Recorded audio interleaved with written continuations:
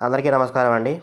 ఈరోజు సత్తపల్లి దివ్యాంగుల సేవా ఆశ్రమంలో దివ్యాంగులందరికీ మధ్యాహ్నము రాత్రికి సరిపడా భోజనాలు తయారు చేసి మన సత్తపల్లి జడ్జి గారు పంపించడం జరిగింది.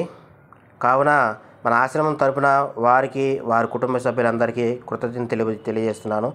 అలాగే వారి కుటుంబ సభ్యులందరినీ ఆ దేవుడు చల్లగా దీవించాలని మన ఆశ్రమం తరపున కోరుకుంటున్నాను. Thank you sir, thank you madam.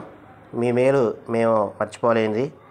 మీ సహాయ సహకారాలు మాకు ఇలాగే అందించాలని కోరుకుంటున్నాను. Thank you. ఇలాగే ప్రతి ఒక్కరూ కూడా ముందుకు వచ్చి దివ్యాంగులకు అండగా ఉండి వారికి సహాయ సహకారాలు అందించాలని అందరినీ కోరుకుంటున్నాను.